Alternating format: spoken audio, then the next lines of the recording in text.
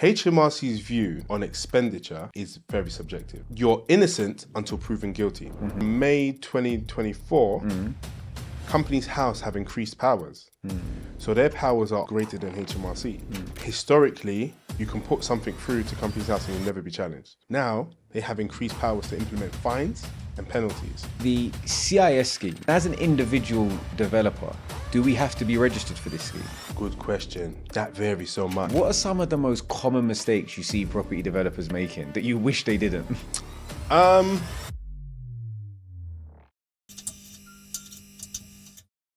Welcome back to another episode of the PBK podcast, your favorite property-based podcast. Now, each and every week, we have a special guest where we discuss all things property. Today, I'm joined by Yemi. How you doing? Really well. How you doing, Kazy? I'm good, thank you. It's nice of you to ask. Now, Yemi is from First Class Accountants, and not only is he a first class accountant, he is also one of our in-house industry experts in the PBK community. So he's constantly dropping gems and giving loads of helpful hints and tips into making sure that you run your business as efficiently as possible when it comes to all things tax. So, starting point, just a little about you. How did you get into the industry?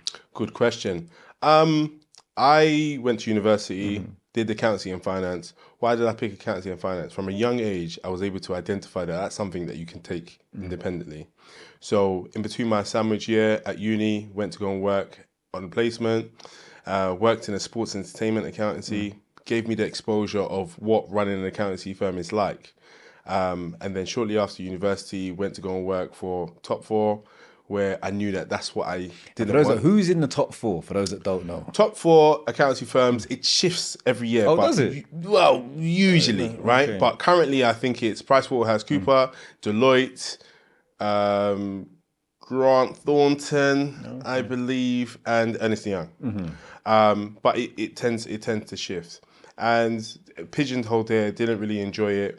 Went to go and work for smaller firms, and it was through an exposure of smaller firms that specialize in property developers that I thought, you know what, I'm putting two of my loves together, property as well as accountancy. And then we set up in 2014, and we set up a firm that specializes in construction and properties, and that's where we've been helping people buy properties, developing, assisting them from the accountancy and taxation point of view, and just it's been going great for over a decade. Oh, so 10 years strong in the industry. Yeah, so 10 years. I'm sure in those 10 years, you've seen a lot of mistakes that property developers make. Yeah. As a starting point, what would you say are some of the most common mistakes you see developers make? I think structure.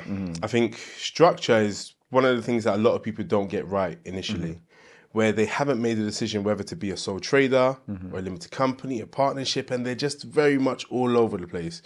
Where I've even seen situations where they set up a limited company but trade out of a personal bank account, and there's no clear line to how someone is trading. So I think structure is the main thing that I see a lot of people do. From the tax and accountancy point, a lot of people don't really have a good understanding of what to expense, what is permissible in terms of reducing their taxes. People don't have great understanding or don't take care to understand some of the allowances that are available to them. Some of the schemes that are available at the government are always changing, right? I think those are the main things. And I think there are a lot of myths that people follow, right? Yeah. Especially the ones regarding stamp duty and these schemes regarding stamp duty. And give me some of give me top 3 myths or 3 myths that you see that people need to be aware of or avoid. Ooh, top 3. Top 3 would be if there is a property that you are buying in a limited company, that you will not pay the additional levy. Some people think that because they don't own a property personally, that they will be able to use their first-time buyer rights through a limited company. But that doesn't exist. It's a separate entity. It's a different thing. Because otherwise, realistically, you could set up a new limited company every week and never pay stamp duty. Precisely. So that's something that people do. Another myth, interestingly, is that people think that on their subsequent purchases, they always have to pay a minimum of 20% or 25% deposit. But there are things called let to buy schemes where you could potentially look at circumstances and you can approach a lender and say, something is a little bit different in terms of my circumstance. I want to now move on. I've got married, or I've moved, job relocation, whatever it is. And the bank will be able to, on some occasions, honor a smaller percentage below the 25%.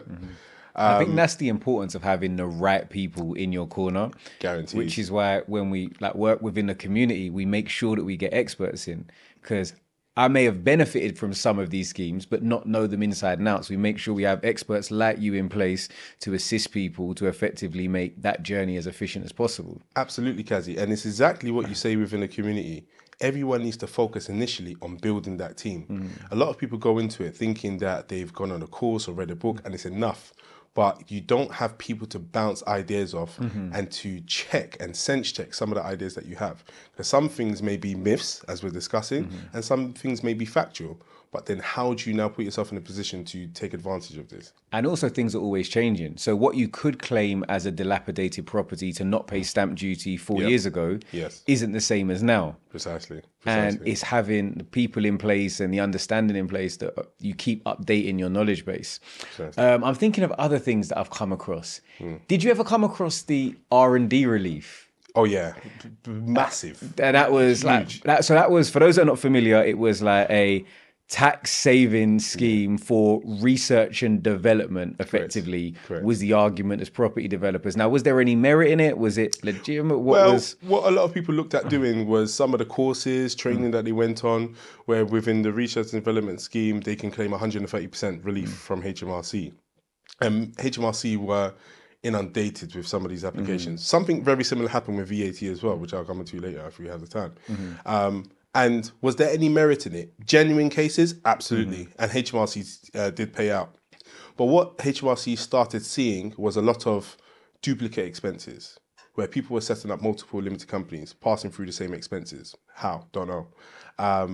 And they were just looking at ways of getting as much money as possible. This is the reason why HMRC tend to always shut things down, where people are being too abusive of some of these schemes. But R&D tax credit relief, that was massive. It still is massive to this day. But there's a delay on refunds being paid because of these reasons. Massive. And anything else in terms of other myths or things that you've come across over time? You was on it in terms of dilapidated properties, where, genuinely, if there is no kitchen or bathroom and the place is not habitable, then there is a window in which you can claim for a stamp duty refund. There was a myth that some people thought that if they, I don't know if this is a myth or, fraudulent, but it's where people were buying the properties. There was no listing to evidence that there was a property with a bathroom or a kitchen. This was very common in the auction world. They were moving it, taking the pictures, and then sending that evidence to HMRC, and then getting refunds. Sometimes you look at stuff and you look at them like, you ruined it for the rest of us. Because now they want to see fire damage, they want to see flood damage, they want to see something beyond that makes it long term, like inhabitable. Correct. So I guess we spoke about structure, that was our starting point when setting up. And obviously it's going to differ for different people in different circumstances. But one thing that I'm a big advocate of is the group structure. Could you just sort of touch and explain on a little bit more when it comes to group structure and holding companies and how that can work and be a benefit in the accounting world for property? Absolutely. Group structures are fantastic for where different companies are at different places. And what you essentially have is an umbrella. And beneath the umbrella, you have separate SPVs, special purpose vehicles. And each vehicle will have its own purpose. Some are there to hold property, rent it out. Some are there to have or control image rights. Some are there to flip properties. And naturally, in the course of these different operations, some may be profitable, some may be loss-bearing. One of the benefits of a group structure is that you can now filter, move profits from one entity to another, losses from one entity to another, and benefits in terms of your tax position. So you have great choice and movement in terms of how you derive at tax efficiency. Where group structures tend to be even more beneficial is where you want to not take on liability in a sole element. So if someone had one limited company and imagine they had all of these operations within one, and something went wrong, for example, with a flip, all the liability can potentially jeopardize all the activities of that one because organization. all the assets are in that one entity. Whereas Precisely. with the SPVs, each individual limited company has limited liability to that specific SPV. Precisely, Kazy, precisely. So if a situation ever unfolded where you wanted to divest or get rid of, it's very easy to divest it from the group structure. And it's great for shifting profits and losses to achieve tax efficiency, as well as deviating from liability issues. Yeah, and I think that's why we talk about, like, you know, we relate a lot. I use a lot of property related examples, and I say, like, your setup is your foundation. Correct. If you get that right day one, it's a lot cheaper to just dig your foundations and pour them day one than it is to try and re-underpin a building. Absolutely. And it's the same thing with a group structure. If you've got all of your ducks in a row, so to speak, it's a lot cheaper to do it on conception than it is to do it 4 or 5 years down the line. Absolutely. Absolutely. Because if you have multiple SPVs initially and you want to incorporate it within a group structure, that can be an expensive activity. Whereas if you focus on having a group, even if you have 1 or 2 SPVs as the foundation, you can always introduce individual SPVs under that group structure far, far easier, because it's the allocation of who owns that SPV ultimately. And I think it's something that we talk about regularly. Like, there's no, we don't hide from the fact that it's going to cost more money from an administrative cost to have, you know, additional companies running and expenses. But when you compare, it really depends on where you see yourself going with your property journey. If you're somebody that's saying, I want to get to a point where I'm making hundreds of thousands, potentially millions, then it's going to make sense. Whereas if you're just saying, I'm just buying this one property, I just happen to inherit X, Y, or Z that I'm looking at, then there's different strokes for different folks. But if you're really looking to get full-time into property, I think you've got to focus on structure day one. Guaranteed. I completely agree with what you're saying. And one of the things that I always like to do with our clients and people that I speak to in part of the community is start as you mean to go on, right? Because some people may turn around and say, look, I want to start my property journey. Fine. We don't know where you're going to specialize, right? Whether it's flipping property, developments, buy-to-let, service accommodation, but start as you mean to go on. Get the structure, the foundation right. And then over time, you will now see that certain things are better for you, for your time, if you decide to work full-time, or you want to do this on a part-time schedule, or you're great at attracting funders, or you want to go into JV ventures. There's so many things you want to do.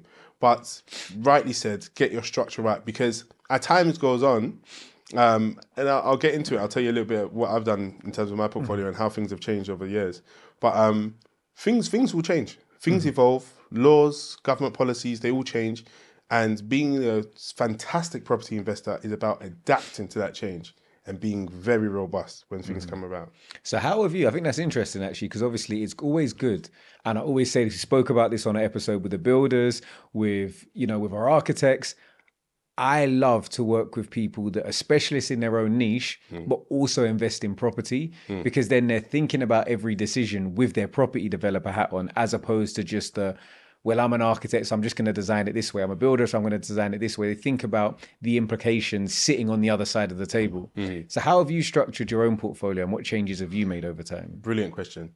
I bought my first property in 2015 by auction. Oh, I didn't see the property first. Oh, you're like me. I'm crazy. You're crazy. We can be friends. Yeah. Okay. Did you get cost as well for that? Like, was people like, what are you doing? I didn't tell too many people. I didn't tell too many people. Yeah. So I bought the place. It was in Birmingham, West Bromwich to be more specific, for £67,000. It was a property that was actually featured on Homes Under the Hammer. Nice. And I made so many mistakes. I'll give you a typical one, right? We started plastering before doing a rewire. I didn't even know I didn't even know what I was doing, right? But I just thought, you know what? Let me just come in. Let me just do my thing. That's the thing. Everything you just want to rush. Precisely. In your head, you're thinking, I just got to get this done as quickly as possible. Precisely. It's cost me money. It's not making me any money. Let me just get in and out as quickly as possible. And I'm a joker because, and it made it worse that I didn't tell anyone because no one could offer me any advice because I kept it a secret, right? So made a lot of expensive mistakes. But through that, it was to persevere. And that was one that we wanted to sell. It was just before, we got it ready just before the stamp duty levy came in March 2016, where everyone had to pay a 3% levy for any additional acquisition. But it was very slow on the market. A lot of people were very keen to get bargains. We weren't in the market to take a bargain on that kind of offer. So we decided to let it out, right? And I never had any concept of being a landlord. So it was something that I had to learn, was guided through the advice of an estate agent, and it was something that proved well. And I thought, this is awesome, man. So residual income coming in. I had a business, the accountancy company was flowing on the side, everything was going well. But I liked it so much that I thought, you know what? I want more of this. But what I didn't appreciate was that the money coming in was a little bit low. So I said, how can I take the same model but cash out significantly more? And that's when I got into the student market. And then it was only when I was speaking with a friend and I said, what university did you go to? And I think he went to one, Kiel University. I said, where is that? He said, Stoke-on-Trent. And I said, all right, great. And I remember watching an episode of Hans and the Hammer and they said Stoke-on-Trent properties are like 30,000, 50,000. And very quickly, I just said, you know what? Buy for the cheapest price, rent it for the highest amount. And we went to Stoke, bought a couple of other properties, 50,000, 60,000, 70,000. And were you operating in a limited company at this point? Very good question. All sole trader. So, you know, it was almost as if I fell upon this myself, right? And it was only until I went to a property fair that I heard of SPV, buy through a limited company, which was by this time, November 2016. So I think by that time I had 4 properties personally. And then that's when I now started incorporating my own personal companies and then buying through there. And it just worked really well. Expenses were fine. It didn't disrupt the money that I was making personally, because that is something that I'm still living through now, where a lot of that rental income is being taxed at the highest level. But, you know, it was something that through just understanding the rental market was fantastic for me, for the students. And then COVID happened. No students. Disaster. And I said, this model is flawed. And I just said, this doesn't make sense. So then what we now had to do is, it was pivot. We had to look for families, keep the money coming in. And then it was then that I started looking at, it was actually before then, it was in 2018, that I was like, do you know what? Let me go back to what I wanted to do, which was buy and sell properties. And I've always been an auction guy. I always buy through the auction because there's no emotion in an auction room. Yeah. Where before in Southeast London, listen, go on, talk to me. Nah, there's been emotion. Oh yeah. Nah, there's been emotion in the auction rooms. Because let me tell you something. Especially for the days of, like, you know, for those that remember, like, pre-COVID Savills days, where I can see the man across the room and he's outbidding me. I'm looking at him saying, like this. And you look at you, yeah. Oh, that happened to me as well. It's ego, like, so it's ego emotion. Or even sometimes you're like, even when you're clicking online and the buttons, and I said my max bid is 200,000. Yeah. 201. 204. Like, I'm, you know, so again, not good advice. Stay away from the emotion. Absolutely. Listen to Yemi, keep the emotion out of it and live in your numbers. Try your best, try your absolute best. On that though, do you prefer face-to-face or online auctions? Do you know what? I think realistically, there's no difference. Yes. However, in my head, I feel like it's like going to a football match. Okay. In my head, if I shout at the right time and the player turns around, I've turned around that whole game. Like, because I've had an impact. It's like the butterfly effect. And I feel like the same thing with auctions. Like, you know, in the room, I feel like there's a little bit of gamesmanship. Agreed. Like, if you're if they say, for example, we started at 100,000 and my max bid is 170 and they're going up in fives, 100,000, 110,000, I could randomly shout 140. That's like, right. throw some people off. I feel like I could have a little bit more impact. Correct. And I think I like the feeling of it. But I think I'm just a bit of a Luddite. Like, I don't like technology. I like the feeling of the in-person. Absolutely. I'm in the auction room. I'm that guy that always says half. I'm that guy that's always like, no, I'm not following you to the next 5K. Bring it down. And you just control the room a little bit more. Awesome. So, yeah, and that's what we did. We wanted to go back and focus on, you know, just developments. Realizing again, paying the tax, and then keep it moving. And that's something that we've been doing. So now, you know, fast forwards, I'm focusing now on planning gain a lot more. Got a very solid team.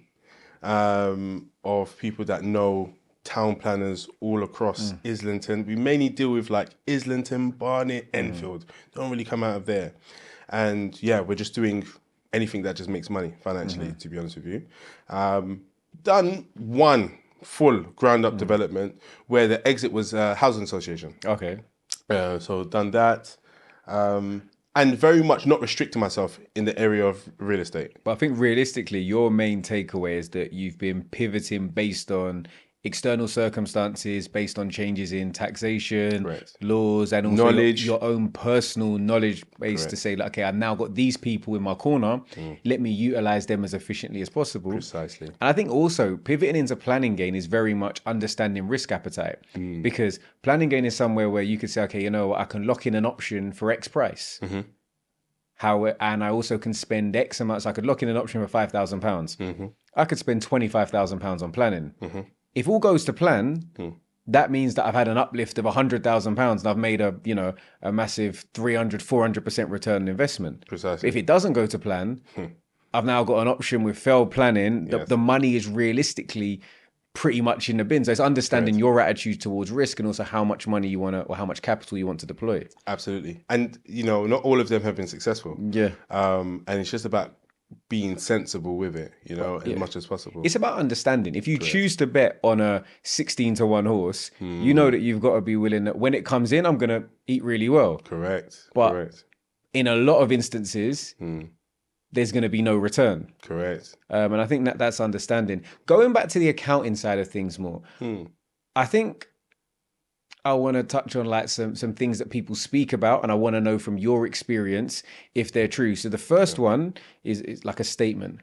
Property developers get audited more than people in other industries. Currently, yes. Right now, yes. So the HMRC, they have more of a focus on property developers at the moment. Right now. Why? Because depending on the scheme, some are so big that HMRC say the scope of mistakes are greater. Yeah. And HMRC operate by something called yield, right? So when an investigator comes after someone, they will now look at the numbers that are being dealt with, turnover, profitability, as well as the expenditure. And what they're trying to do is look at the expenditure and find out how much they can potentially claw back to increase the profits, increase the tax, increasing their yield. There's no factual information to exist where they get bonuses from their yield, but it may be a recognition amount. But that's what they're ultimately looking for. So with developers, because a lot of them that we come across have relatively big schemes, those are the ones that they're targeting. And they're looking at whether they've applied VAT correctly, whether they've declared their profits correctly and expense things correctly. Okay. Another question I get asked, and we always try and focus on stuff very specifically because hopefully we provide as much value for you listening to this as possible. So the CIS scheme in relation to, construction industry in terms of contractors having to be registered. As and basically you got to pay the tax. For those that are not familiar, you pay the tax on behalf of your contractors. But as an individual developer, do we have to be registered for this scheme? Do you know what? As I was on my way here today, I was dealing with that. As I was on my way here today. As an individual developer, is it your responsibility to be deemed to be a contractor to pay your subbies deductions to HMRC? Answer is yes. If HMRC, if it gets to it, can evidence that that work is in the scope or within the scope of CIS, and they have a list on their guidance on the website, and if it is, then yes, that's something that is the responsibility. Correct. I think there's a lot of, and I think that's the reason why it's really important to have the right industry experts in your corner, because there's so many things that the answer to that a year ago may have been industry-wide was no, because it's a grey area. They come out with new legislation, new terms, new conditions, and now it's a yes. Correct. But you're not expected to be your own architect, your own accountant, your own lawyer, but you're expected to have the right people in your corner that spend the time and money to deliver you those expertise 100%. At a reasonable price point. 100%. Do you know, HMRC changed their focus on what they look at. Pre-2017, it was IR35, IT contractors. Now it's property investors. Soon they're going to start looking at VAT for individuals who are earning more than £90,000, because it seems not a great area, but it's an untapped area. HMRC haven't really looked at it. But the CIS has always been something. Why? Because if as the contractor, you do not take the 20% or the 30% if they're not registered and pay to HMRC, and that contractor doesn't file their return and disappears with that money, HMRC have lost. That's money lost to the Crown. So they tend to come down harder on contractors to say, why didn't you do it? But there's nothing in legislation currently that would penalise a contractor for not implementing that. Because to a degree, if the contractor has presented, the subcontractor, I should say, has presented the contractor with an invoice and that invoice has been honoured, it's done. Yeah. I think it is. And I think there's so many different moving parts, so many things to understand that you just have to get it right. I think a good question to ask you now, and obviously it's going to change drastically based on circumstance, but how much can a property investor expect to pay for accounting services? Oh, good question. That varies so much.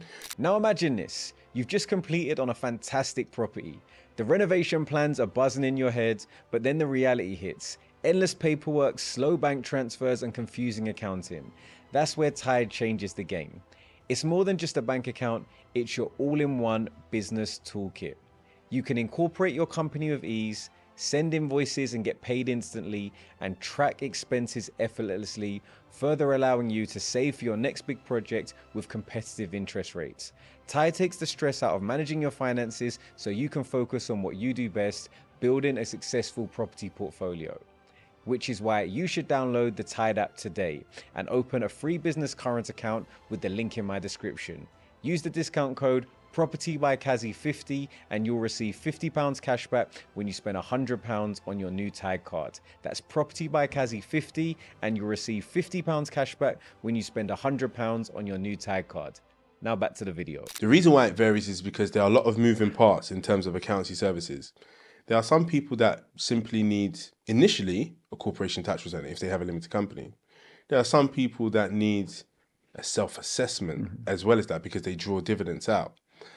Payroll, CIS, it depends. But I would say starting, it could be anything from 800, 1,000 up to, no exaggeration, £20,000 per annum in terms of accountancy fees.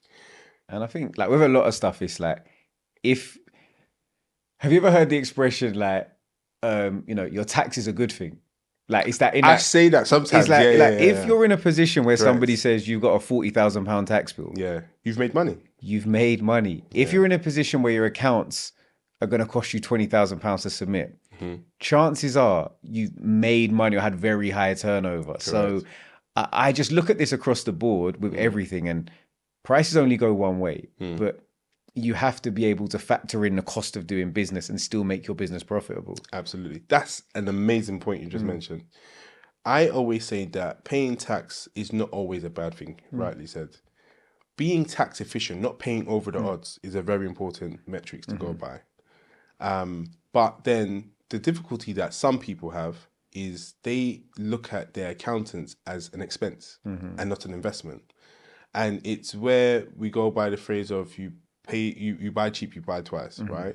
Because a lot of people will spend very little amounts, if anything at all, on a very cheap accountant, but then pay a bigger amount to an accountant to clean up the mess, ultimately. But what that accountant can do is let you know about all of the energy saving schemes, the green energy scheme that you can take advantage of. If you install new windows, how can that be more tax efficient? Whether double glazed, triple glazing, loads of different things that are eligible. But it's very much something that people have to invest, and it's what you get from those investments. No, definitely. Because it is like, realistically, you should be able to, in most cases, spend money to make money. Absolutely. And that's why we're going to get onto, so stay tuned, we are going to get onto some of the things that you can do in your business to help you save and make money. So some of the hints and hacks. Before we get there, for those that know, I like a game. You know I like a game. Absolutely. So today, we're going to go back to my favorite game when it comes to accountants, and that game is called Can I Claim It? So, what can I ask about first? I, Kazy, want to go and meet a potential investor in Dubai to invest in my business. So it's a business meeting that I'm going to. Can I claim for my flight and hotel? How long are you in Dubai for? 3 days. All 3 days, are you working every single day? 2 out of 3. 2 out of 3. I would recommend to prorata 2 out of 3 of the cost. Okay. Because at least you can evidence, hopefully, through email exchange, that the purpose of your trip to Dubai is to work. And for the days that you can't evidence any meetings or any business, I would say, to be fair, 2 out of 3 you can put through. Okay. So we'll give that a yes. We'll give that a yes. We can claim that one. Thumbs up for that one. Second question. Yeah. I drive around the country, you know, visiting my properties, going for meetings, etc. Can I just give you my petrol receipts and say I'd like to claim this petrol as an expense? Ooh. So there's 2 ways in which one can do this, right? Using your example, with how busy you are, maybe. Because I feel that a lot of your life is, this is specifically for you, a lot of your life is property, right? So someone like me, with my attitude, yes, I'll put that through. What is preferred is a mileage log. Yeah. Monitoring from postcode to postcode, where you're traveling to, the purpose of the journey, how many miles on what day. That will be the most solid document that will pass any investigation from HMRC. So whilst it can be, if you are, you know, looking to claim your travel expenses, it should be a mileage log, and there's loads of good apps and stuff like that you can download that you can just literally click on and click off. That will help you do that. Number 3. Now, we know that, you know, I'm on TV, I'm on podcasts, doing things, so my aesthetic appearance is important to me. Can I claim my gym membership? No, wait, hear me out. Like, you see me on the cameras. Can I claim my gym membership as an expense based on the fact that I need to remain aesthetically appealing to do my job? Gym, aesthetically, I would have said haircut is more permissible. I don't know if you use makeup, but makeup. So I'll be allowed makeup. I mean, there's been times where we've had to have a little bit of, I think it's tone me down for the cameras, Absolutely, you know? Absolutely. Anything in front of a camera, hair, makeup, generally. Wardrobe, we can do that, especially when you have logos on clothing. All of that is fine. Gym membership is quite difficult, unless there is a way in which you show more of the results of your gym. I'll level. Okay, we're gonna say no then. We're gonna say no. We're not claiming a gym membership on that basis. No, because there's too much personal relief. Okay, yes, fair. And I think if you've got any questions, by the way, in the comment section of things that you would like to know if you can claim, yes or no, let us know in the comment section and we'll try and get back to you with what the results are. But what I think from answering those questions is that it's not a case of, does your story make sense? Like, does what you're saying make sense and fit in line with the parameters of what you can claim? Correct. Because in most cases, you know, if you are going to get audited, you're basically preparing that, does everything that I've submitted, does it have valid backing? Can I evidence what I'm saying to be in line with, you know, the Crown's policies when it comes to taxation? Absolutely. This is extremely important. HMRC's view on expenditure is very subjective, all subjective. You're innocent until proven guilty. That's the view that they take. HMRC have the responsibility to evidence that something is not a permissible expense. So far as you rightly said, there is a plausible reason, I kid you not, through the investigations that we've seen, they allow things through. It's where someone has pushed the boat out a little bit too much, or they haven't been able to produce the right level of evidence or explanation, that's when it's now charged back. But it's a very subjective conversation. Thank you. That's good. Another thing I wanted to touch on is something that's very popular at the moment over the last few years, which is HMRC going digital.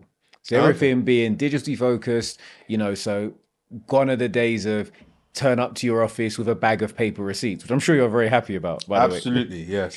Where do we actually stand with digital tax? Do we still need to maintain receipts, like paper receipts, or is it a case of it's all online and digital now? Great question. It's all online and digital now, depending on the structure you have. So we are platinum partners of Xero, right? One of 9 in London. And the advice that we've been given from HMRC is, as long as you have something like a direct bank feed, the transaction line on a bank account which bears the same name as a limited company can be permissible in the event of a receipt being lost. There are loads of apps that exist, loads of platforms that exist as well, where you can simply take a picture and it gets uploaded. I think even now, a lot of the challenger banks now have even similar integrations now where you can link transaction feeds to receipts. But yeah, I was always a bit like, I was like, look, if you can see I've bought it, like I get the breakdown because you can see I've bought it. We can have the time. Everything's timestamps. If I go and spend £50 at Screwfix and I've got £50 on my business account. Correct. Likewise, also from Screwfix, I can get a printout of my invoices from Screwfix. I think now we're at a point where you probably don't have to keep the paper copies per se, as you can justify it. But if you've had to spend cash, then it's different. You're going to have to keep your paper receipts. Correct. So for example, in an investigation, HMRC will go through some expenses. They might pick out at random, can you produce the invoice for this, invoice for that? There have been situations where we haven't been able to and investigations still get closed because, as you rightly said, they can make sense of it. Screwfix, you're going there for tools. It's not like you'll be able to get a burger from Screwfix or all that kind of stuff. So they put 2 and 2 together. And be honest with you, these are human beings, these individuals, you know? Outside of the time when they're working for HMRC, there's a level of understanding. So in terms of MTD, answering your question, making tax digital, that is, bank statements are permissible, credible documents. Just ensure that you have it right. Right bank account for the right company. Don't trade through personal accounts for the company and say it's for the business. That's where it gets a little bit messy. Yeah. Talking of messy, one area for starting property developers, because a lot of the time you start this brand new company, brand new limited company, whether it be an SPV or a company you're planning to trade with, but that company doesn't exist. It doesn't have any money. So your initial cash injection comes from directors' loans. Yes. Directors' loans and the repayments of directors' loans and loans in general. What are some of the mistakes and pitfalls you see around them? People not monitoring them and people repaying directors' loans over and above what they initially loaned to the organization and classifying it still as a director's loan, where now they owe the company.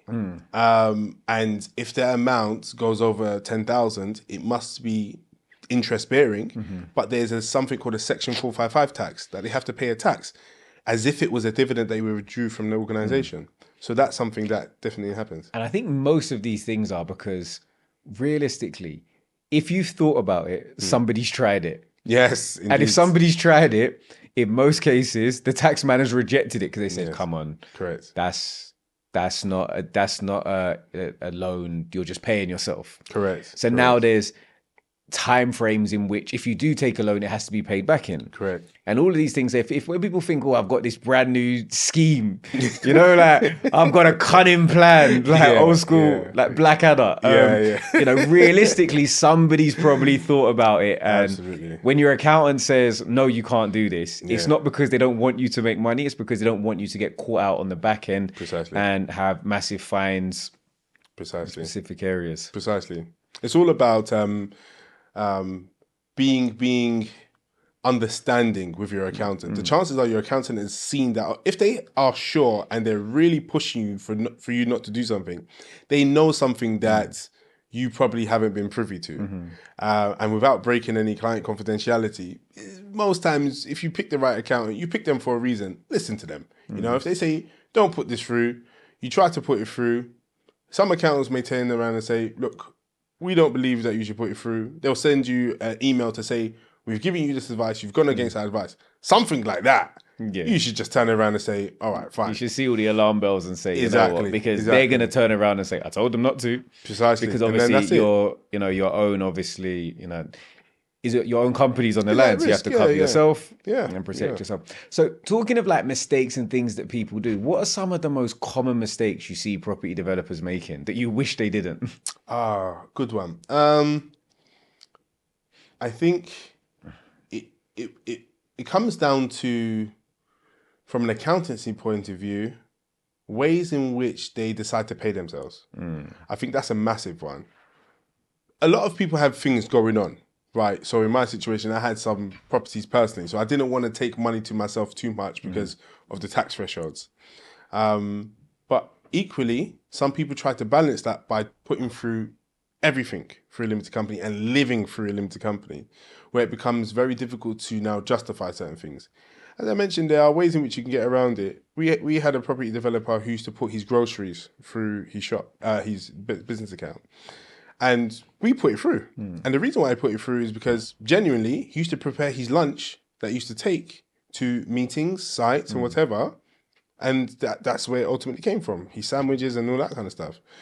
But then there are some people that do a little bit too much, right? They start renting cars that they know that they're going to use on the weekend. They start, I kid you not, I've seen clubs, names of bars and clubs, you know, and because with some of these challenger banks. I got told off by my Oh, yeah? There was, my card had a limit. I was in Vegas. I lost a little bit. I said, oh, well, I've only got one card left.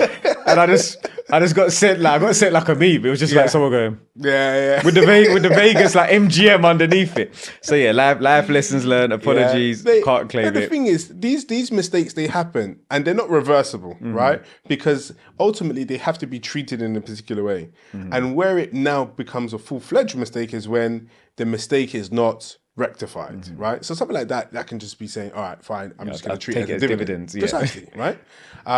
But a lot of people don't do that, and they think that because they get away with it for 1 year, that they've got away with it forever. But HMRC can officially wait up to 4 years, and they can do any investigation for 4 years. But some people say after 4 years, I'm free. But that's not true. HMRC can investigate anyone for up to 20 years if they deem it to be fraud. So a lot of people do things thinking that as long as they pass that 4 year window, they're cool. But that's not true. Yeah. And I think touching on the fraud side of things, I think that for property investors, one of the reasons why I think that's so important to highlight is that fraud constitutes a crime. Crime then means that if you then go to, say, for example, you quote unquote got away with not paying a tax bill of £20,000. And then later down the line, it was deemed as fraud. If you then use that £20,000 to go and buy a property in X place, that purchase could actually be classified as proceeds of crimes. That's correct. Which means you could end up with a confiscation order for your assets because of like mistakes, which could just have been negligible from a taxation. So I think it is really important that, you know, when you are setting up, when you are transacting, to make sure you do things in the right way. Because if you want to be here for a long time and not just a good time, it's really important to have that strong foundation. That is a massive point. That is a massive point. Because a lot of people, do you know, a lot of the mistakes that people made, I'll be fair, some of them don't know that they're doing it, right? They don't have the right counsel around them or support. And even with the situation of fraud, it can be something negligible, but they just haven't paid attention. It just adds up. And the thing is, and I've seen it where people have effectively lost half a property portfolio through not claiming rental income at an early stage when it was pivotal to their growth, which they then used as a springboard to buy other properties. So I think, look, I say this from a place of, you know, seeing it, that it's so important to get it right first time. Agreed, 100%. Do you know another massive one? I don't know whether people are aware, but from May 2024, Companies House have increased powers. So their powers are on par, if not a little bit greater than HMRC, where historically you can put something through to Companies House and it will never be challenged, right? Regardless, if there's a mistake with share capital or whatever it is, it will never be challenged. Now they have increased powers to implement fines and penalties. Another thing that I don't know if people are aware of, do you know how you go on Companies House and you see an abbreviated set of accounts where some critical information is not there, like profit and loss? That's gone now. Yes. Oh, it's gone. But even this pivots to other areas. So if you're going to look for a brand new builder, go and check their Companies House. Precisely. Go and see if you're looking at, whether it's you're looking at, you know, hiring JV a mentor, partners, JV partner, anybody you have to interact with. You can do your social checks, you can do your own due diligence to make sure this person's saying I've got assets of £1 million. Well, do they? Correct. And how has the profits built? How do they now treat the profits in the organization? Are they just fleecing the company by taking all the dividends? So it's good and bad. I think it's a good thing if someone is in check. They've gone through the right systems, they're operating correctly. You yourself, you're good. In terms of everyone's DD process, it is an amazing thing, I think, because it just promotes great transparency. But with that, with the Companies House increased powers, it's just important that everyone does things the right way. and just be encouraged to do that ultimately. Definitely. So we've really appreciated having you on today. I think a lot of people are going to have learned a lot. Hopefully we haven't scared any of you. It's just, we've got to give you the right advice at the right time. If people want to connect with you, potentially, obviously, because how many staff do you have now that you work with? 41 across 5 different offices. Oh, amazing. So obviously you've got capacity, ready to take on new people. And I think one thing I've liked with working alongside you is being an active property investor as well. You understand it from both sides, which I think is really important. So if people do want to connect with you, how can they find you? Best place to find me is on Instagram at firstclassaccount. Also, you can send me an email at info@firstclassaccounts.co.uk. That will probably be the best thing. Or call 0203 105 5209. Amazing. If you want to get in touch and don't remember any of that, just drop me a message and I'll make sure I make the relevant connection. That has been another episode of the PBK podcast. If you've enjoyed this episode, if you want to see more like this, make sure you subscribe. If you haven't already, you can do it for free right now. Perfect. And if you've got any comments, questions for us, let us know in the comment section and we'll get back to you. Anyway, catch you next week for another great episode.